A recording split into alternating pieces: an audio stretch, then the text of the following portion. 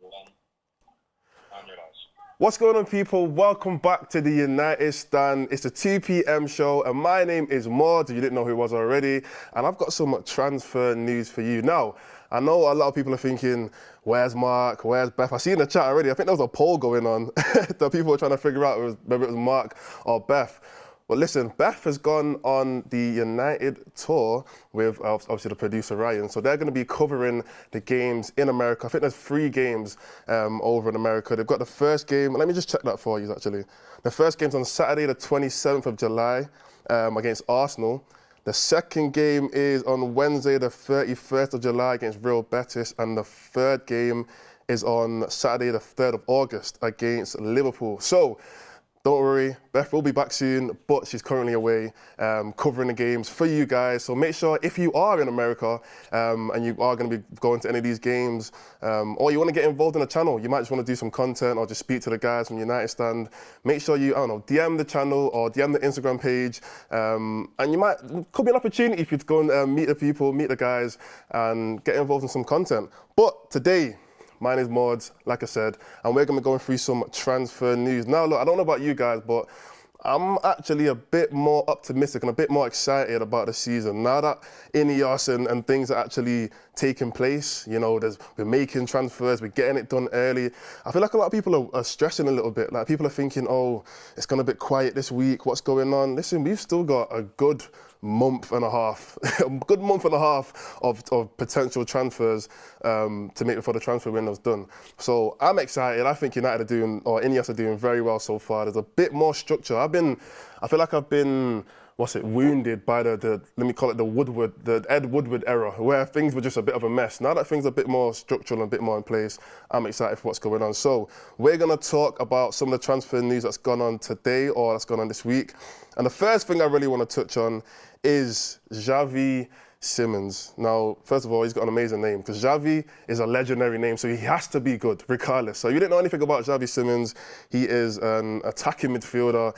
He's Dutch, and we know how much Ten Hag loves Dutch people in general, not just Dutch footballers. He loves Dutch people. His whole coaching staff is pretty much Dutch. He's got Van Nistelrooy in there. He's obviously got his right-hand man, so he loves his Dutch players. So Xavi Simons is going to be definitely someone that Ten Hag is looking out for. However, there's been reports that Xavi Simons is currently being linked to RB Leipzig and Bayern Munich. Now, as a United fan, I always feel like we have an edge over anyone but Madrid. Like I've always said, you know what, if United are going for a player, unless Real Madrid want them, I'm confident that United can get them. I've always been that kind of optimistic football fan. However, it's kind of seeming like, from the reports that I've read, that it's likely that he would rather go to Leipzig or Bayern Munich. And that's more on a loan. It's not necessarily a permanent transfer. PSG are not really looking to sell him right now, so it's more likely going to be a loan to Munich or to Leipzig. Now, I feel like the conversation really about this topic is, even if he was to come to United, where would he play? Because I've always said that if we're going to sign someone, the number 10 position is probably the last position that I feel like United should be even looking at. Because we've got a player in Bruno who, maybe you might like him, you might not like him, but he's never going to leave. Like, let's be honest, he's never going to leave. And when I say never, obviously, yeah, eventually, give him 7, 8 years when he's a bit, 7's a long time to be fair, but give him a few years, yeah, he'll obviously get older and leave. But in this current climate that United are in right now, he seems like he really loves the club. He's genuinely one of our best players. So why would we be looking for I wouldn't say Xavi Simons as a replacement, but Xavi Simons is a player who is young and is looking to get a lot of first-team football because he deserves it. He's an amazing player. So to bring him in as a backup to our captain, it doesn't, in my opinion, it doesn't seem like the right decision to make. Now, the second number 10 that we have at the club is Mason Mount. Now, I really want to run, this is where I want to run the first poll. I want to run the first poll right here. If you guys obviously know a bit about Xavi Simons, would you rather Xavi Simons in that 10 position or Mason Mount? Because Bruno's out of the conversation. He's not, like I said before, it's not a debate. Xavi Simons or Mason Mount, who would you rather be in that 10 position? Now, we've seen what Mason Mount did at Chelsea. In my opinion, he started off very well. There's a reason why he was in the England team. There's a reason why he's playing regularly. He won the Champions League with them. We know what he has done at Chelsea. Now the back end of his Chelsea career wasn't great, and obviously last season for United, injuries, didn't really get the chance to really find his feet at the club. So do you think that Mason Mount would be a better 10 option than Xavi Simons? Let me know in the chat, or we're gonna run a poll. The poll's out right now. Make sure you get voting. Who would you rather? And make sure you're sending out your super chats. I'm gonna be reading all your super chats today. To be fair, I've not done a live show, a solo show in a while, genuinely. I feel like because the season's not been on, things kind of been up and down, so I've not really done a solo show in a minute, so I've kind of missed just being able to chat to you guys and obviously interact, so make sure you're sending in all your chats, all your super chats, and I'm going to read all of them out. Somebody said here, Mount deserves his chance. He's not had a proper run in the team and you feel bad for him. I completely agree, because I always feel sorry for players that get injured very quickly, very early on to like a new transfer deal, because it kind of almost feels like they've just clubs just wasted the money, and it's like they're quickly trying to find a replacement for that player, even though that player could be a top player and could be very good. It's because they got injured so early into their new journey, they've not really been able to find their feet or even prove themselves, and I feel like that's what's happened to Mount. Somebody says Simmons all day long. I'd give Mason a chance before we go splashing the cash. That's true. Why do we need Xavi again? Simmons must be signed to play on the wing if we're gonna get him. Interesting. Why are we going for Simmons? We have 5 wingers still, and Bruno won't be dropped. You're right. Bruno will not be dropped, and that's kind of the point I was trying to make. I don't think he'd play on the wing either. We literally have a lot of wingers, and in my opinion, that right wing side, there's Sancho, there's who else? Ahmad, and there's Anthony, and there's Garnacho technically. Garnacho can play on the right.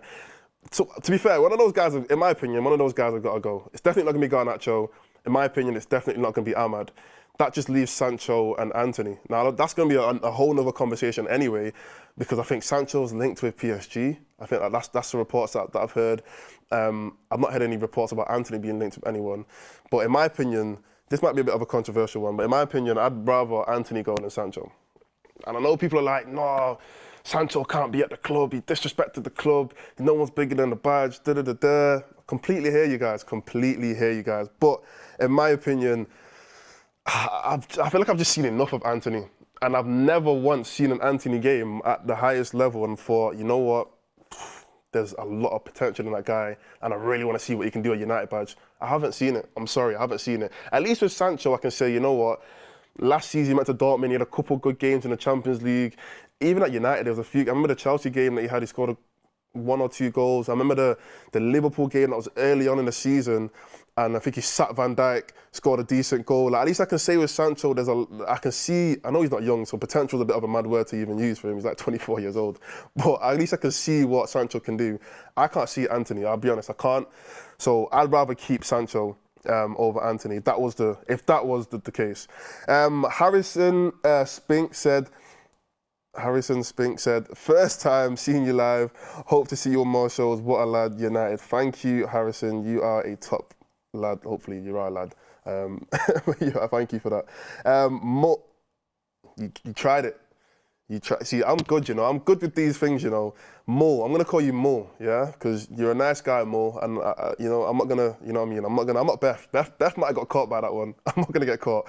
But Mo said United should look at Longstaff for 60 million. 2020 again, please. Longstaff for 60 million. Maybe Ed Woodward would have done that. But yeah, I wouldn't have. I don't know. I'm not really hearing that transfer right now. Let me look at the poll.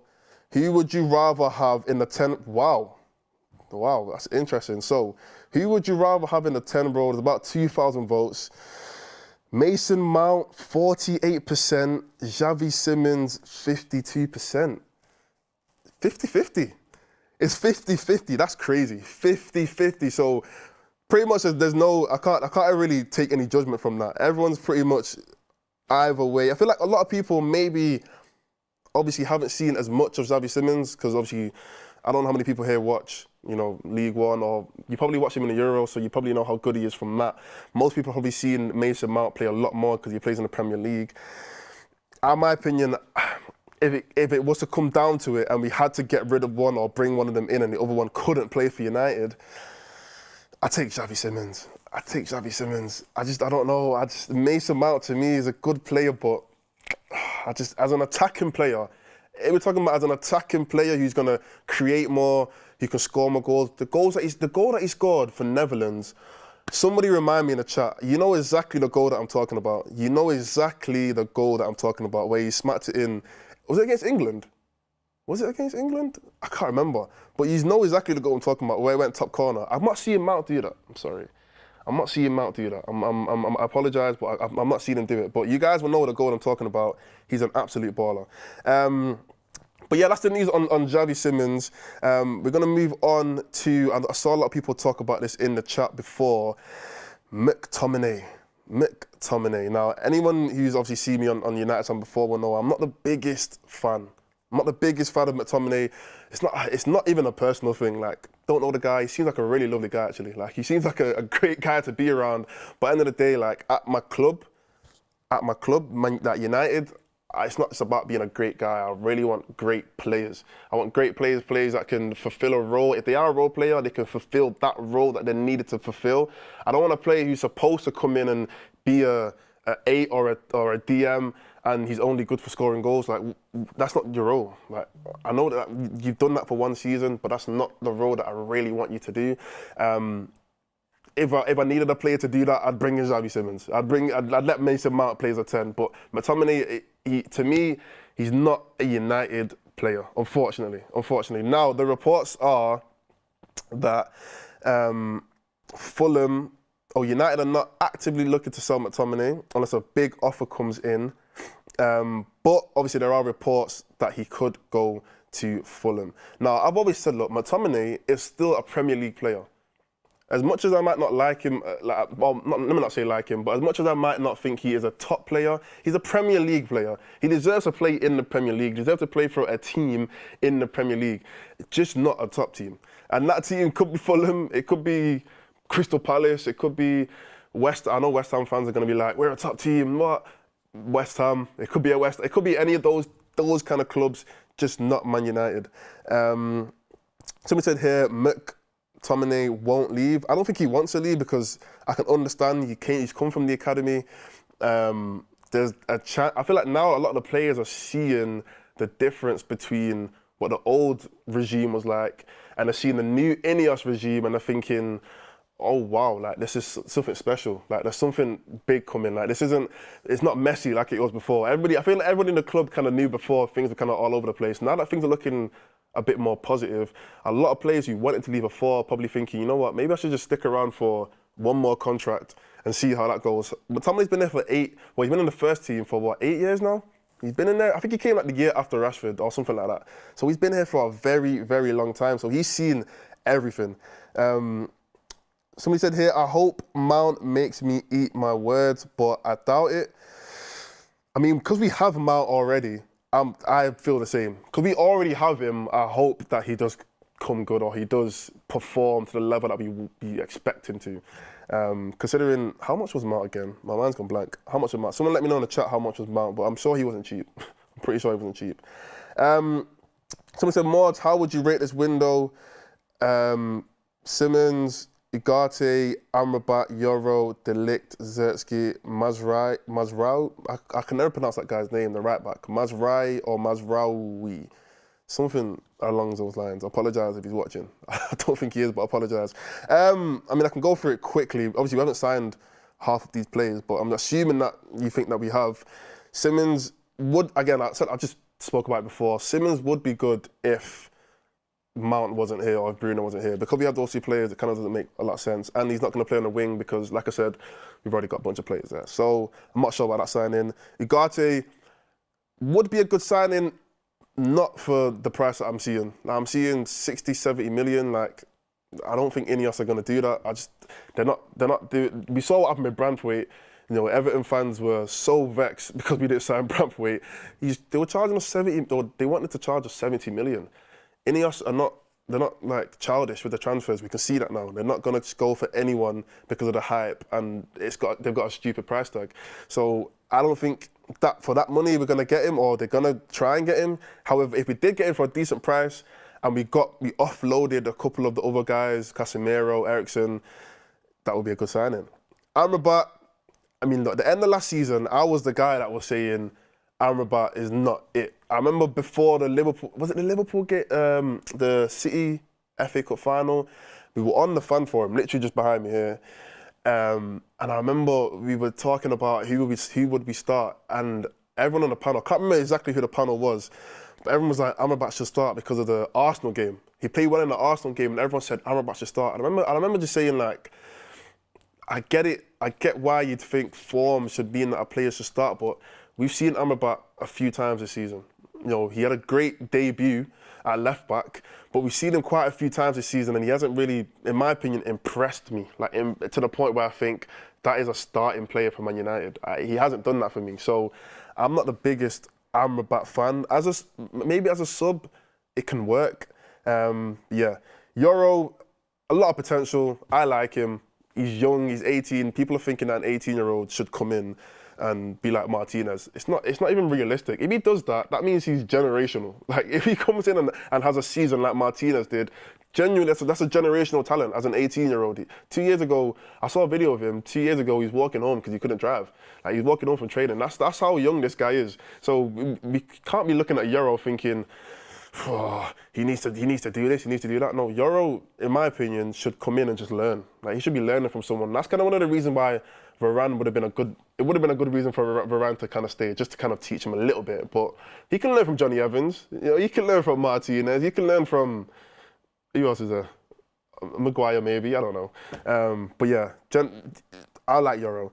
De Ligt, again, the money, are we going to pay that much? I think if he does come in at a good price, I'm happy.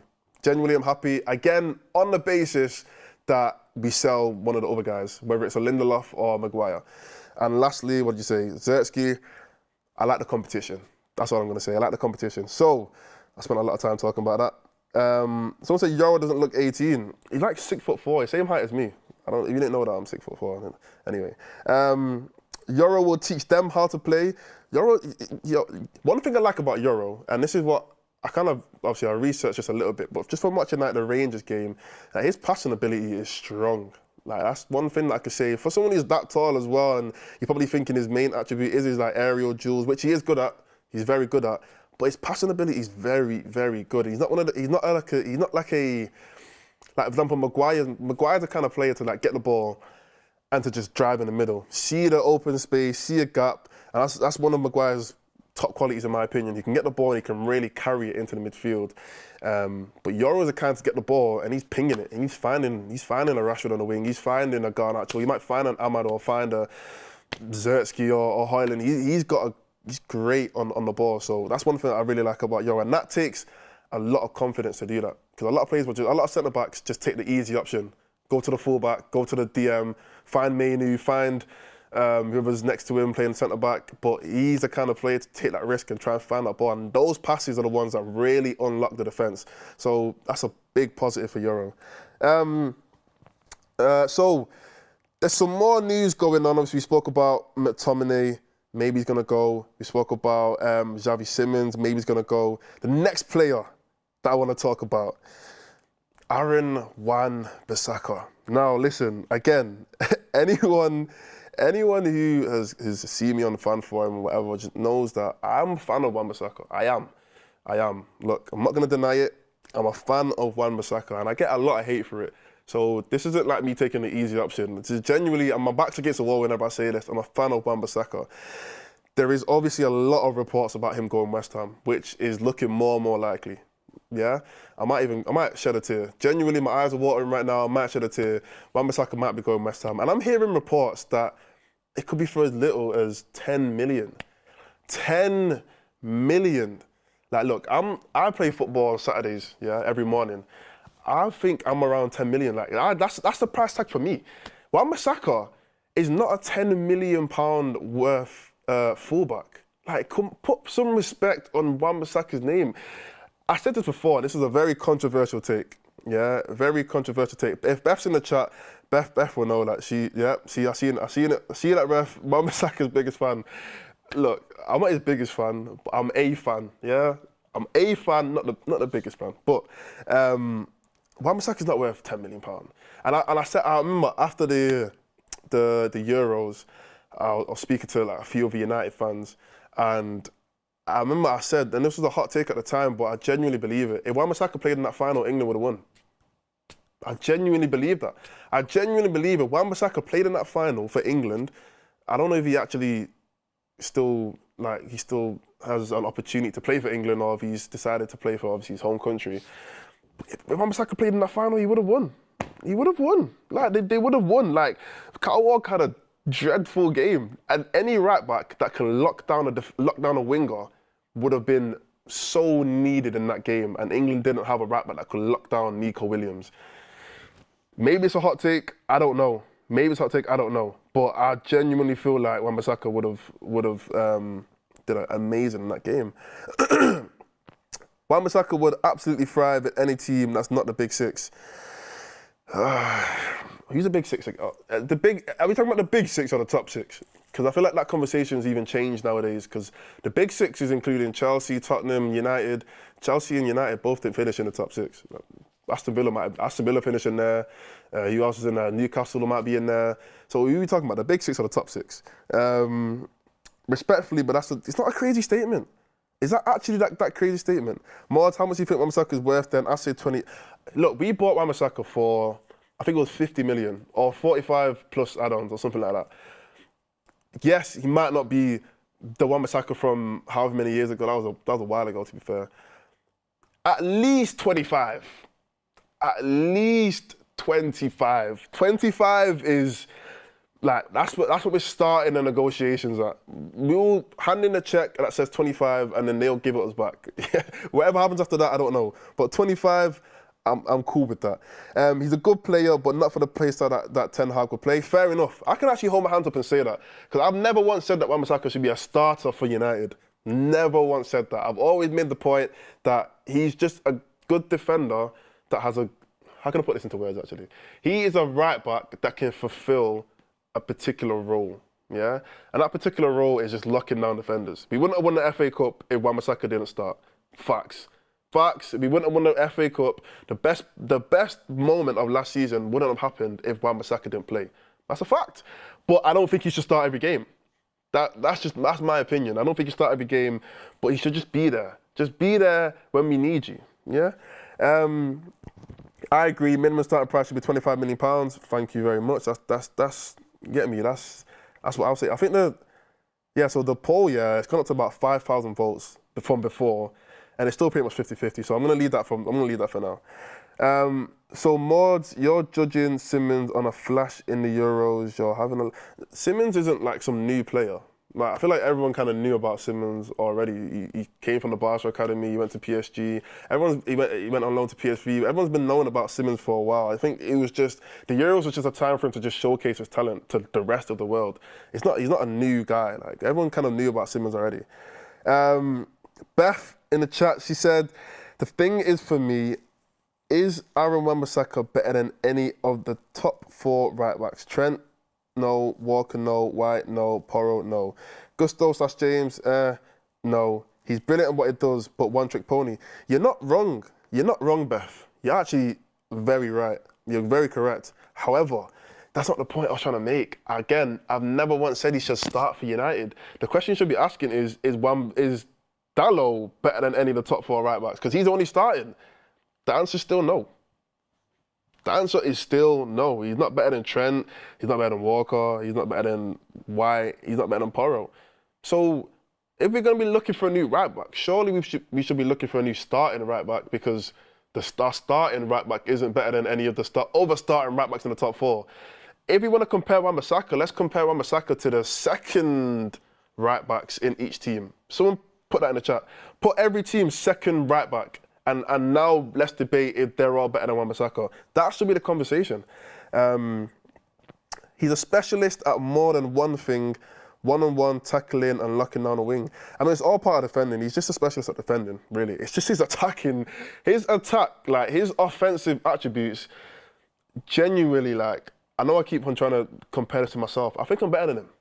I genuinely think I'm better than him. Like, don't take that seriously. Don't take that seriously, but I think I'm better than, like, going forward, I might be better than Wan-Bissaka. Like, I know, or at least I know people who are better than Wan-Bissaka going forward. He just can't, like, he dribbles like he doesn't know what foot he is. You know, have you ever seen someone play football for the first time and they don't actually know what if they're right or left footed yet? That's what he dribbles like, and I think that's his problem.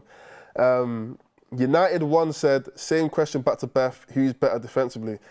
Beth, I mean, I think they're currently travelling right now. I think they're currently travelling right now, so she might not, I don't know. I don't know if they're on the plane or not, but Beth said, I take Dalot over Porro and Walker. You take Dalot over Walker. I know I just scrutinized Walker just then, but there is absolutely no way on this earth Dalot is better than Kyle Walker. I'm sorry. He's absolutely there's no way. I can't defend that one. Sorry, I can't defend it. We need starters, not backups. True. I want Wan-Bissaka will thrive in other Premier League clubs. We need a different profile of right back. Anybody else think Wan-Bissaka had good decision making, just not talented going forward? You know what's interesting, yeah? Let me quickly research this, yeah? Put it in the chat. How many assists did Wan-Bissaka get last season, and how many assists did Dalot get last season? Someone put it in the chat, because I can't bother trying to research it right now. But let me know, because I remember one of Dalot's assists was to Garnacho's overhead kick, which in my opinion doesn't count. So I keep looking down. It doesn't count as an assist, because that was probably the worst cross I've ever seen in my life. And Garnacho did a absolutely crazy stunt to get that ball in the net. So let me know, like, how many assists did both of those two guys get? Because I don't think it's that far off. Don't think it's that far off, in my opinion. For someone who's supposed to be, because we're not looking at Dalot to score goals. Let's be honest. We're not looking at him thinking we need Dalot to get a couple of goals. No, if you really want Dalot to be there for his offensive attributes, it's to create something. It's to cross the ball in. It's to get up the pitch. It's to create some kind of opportunity. Let me see how many assists you got. Let me bring up the stats. I don't know. If someone put it on, someone could put it in the chat for me, please. Thank you very much. So I think Beth puts it in the chat. Honestly, Dalot is solid defensively. Just need to work on his lapses of concentration. Facts. I think he just get caught out on the back post a lot. So does Wan-Bissaka, to be fair. I hold my hands up. He does get caught out. But if we're looking for, like I said, if we're looking for a starting right back, it shouldn't be any of them. It shouldn't be any of them. That's just my opinion. So moving on. I actually don't know how long I've been live. I don't know how to check. But we've got some more news anyway. So one thing that I wanted to...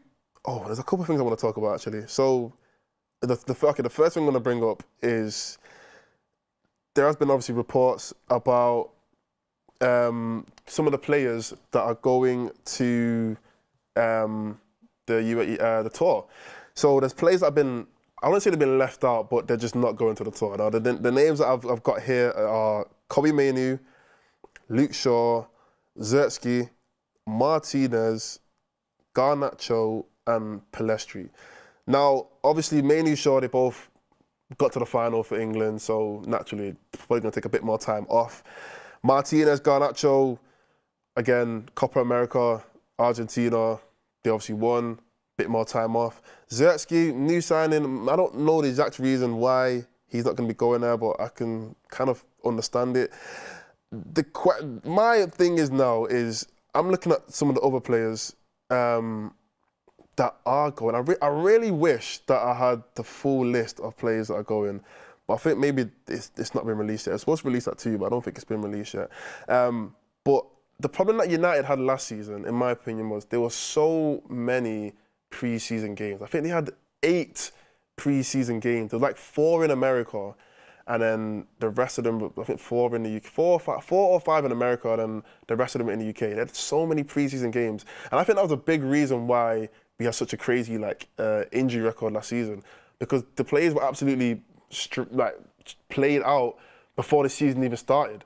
And most other teams probably have like 5. I think this season United have got, I think, 5 pre-season games, which I think that they've learnt their lesson now, because the more pre-season games you have, realistically, I get match fitness, but the main reason why they actually have pre-season abroad is just for like marketing reasons. They want to go to America, they're playing in these stadiums, they've got fans across the world. We're going to go to all these other countries and just play for the fans. So I don't see the point why you would strain out your players to benefit the marketing reasons. Surely the footballing reasons should overpower. That makes sense. Surely that you should think, okay, what's actually best for the players before we start thinking of how can we market the club the most. And I think that was a huge problem they had last season. So hopefully now that this season they've got less games, that less players will get injured. However, unfortunately, we are coming up to the end of the show. I feel like this show's actually gone very quick, but yeah, it's been about 30 minutes already. Anybody else got any super chats that they want to put in the chat? We've had some good debates about Wan-Bissaka. I know, but constantly throughout the season, if Wan-Bissaka does stay, this is going to keep on getting brought up. I already know. Same with like Mason Mount. Same with like McTominay. But yeah, I know these debates are going to keep on coming up. I'm going to read a couple more chats. I remember Ricky said the football behind the Hissayard? Oh, I don't know what that means. Somebody said the problem to me last season was not enough support on the defence and a lacking a DM. Completely right. I think the fact that we didn't even have a start in defence, we had. I think there wasn't a run of 3 games or 2 games we had the same back four, which is insane when you think about it. We didn't have the same back four for more than 2 or 3 games. So I think hopefully this season a lot's going to change, and we can finally have a good starting team. So that is the end of the show. I think there's going to be another show later on. I can't be completely sure, but I think Mark's got a show later on. He probably does. But if not, I'm going to see you guys on the next show, maybe later on this week or maybe next week. So hopefully you guys enjoyed the show.